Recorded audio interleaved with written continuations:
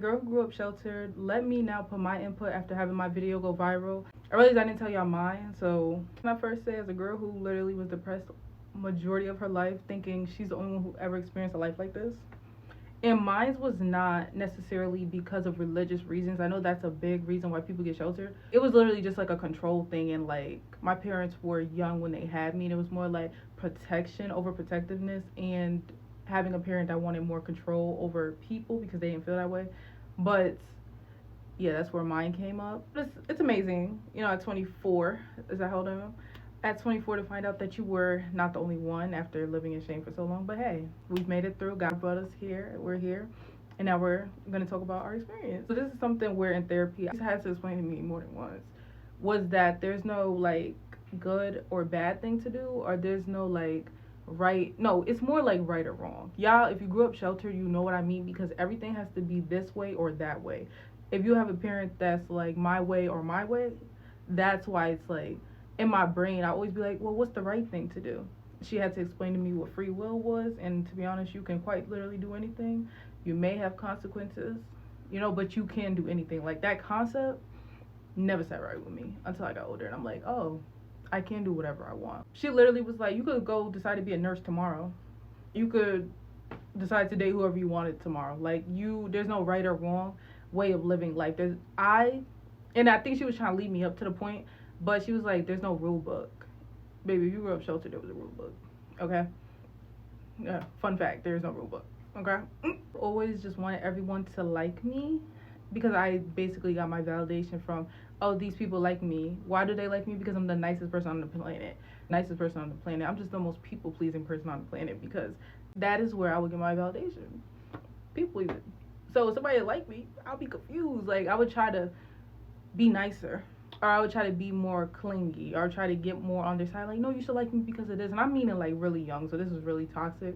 And what made matters worse was my parents didn't tell me, hey girl, like you don't need that, you don't need validation from others. They would laugh at me.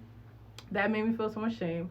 So I feel like that also goes into the category of why it's hard for me to make friends, because I don't want to ever feel like I'm fiending to be someone's friend, or I'm putting myself to the side to make someone like me. So I currently have no friends for other reasons too, but I feel like that goes into it because I never want to feel fiend or be seen as fiend to have a friend. I will stay by myself. Toxic, yes, that is one of my toxic qualities, my toxic traits. And my post that went viral, the amount of people that said this is why I'm like, this is why you gotta speak up, because there's no way we all just live in the same life. I thought people were just nice. I thought people were nice. Like I didn't understand why someone would have to be mean until you, once again in therapy, she quite literally broke it down to me. I'm like, no, people are just evil. She's like, absolutely. And I'm just like, she's like, mind you, it has nothing to do with you if someone's being evil or being rude or being mean, but to process that and actually get into the world and be hidden from all of that for so long. And if you were like me, 18 was the magical number. You could leave a house and be free. And at 18, I'm going outside and people are like being rude to me for no reason. I'm just like, what did I do? Internalizing it, becoming more and more depressed. Now we ain't at that point, but that took a long time to overcome. Because you're hidden from everything, you know? I feel like all good girls, all people pleasers, all sheltered girls have to go through their hood ninja phase. And yeah, that was like one of the most ghettoest. That was one of the most ghetto time periods of my life. It just ended, by the way. It just ended. But I had no sex talk. Never in my life have I had a conversation, sat down. You know what's so sad about it? I used to be so ready for it because I thought that was the sign of maturity, and I was a parentified child, so I felt like I would have had that talk early on, like high school, definitely going into high school. But I was so, unfortunately, emotionally, mentally matured at a young age because I was helping out in the household as if I was the third parent. So I was always waiting for the talk to happen to be like, no, I'm not gonna do it. Mind you, back then I used to think it was like icky because that's how they would make you feel, like this is a thing to be shamed about. But I'm like, okay, they talking to me about it. They think I'm mature enough. They think I should know about this. They're making me feel like they're actually gonna give me more freedom, which I never got. But moving forward, never had that talk. So what I just want to say on the side of that is, what do parents expect I know some parents be like, oh, so when you gonna give me a grandkid after you just made your child feel like having sex is the most shameful thing they could ever do in this lifetime, or when they do have kids and then you're like, and then or when they do have kids at a young age, you're like, oh, you should have knew better. How?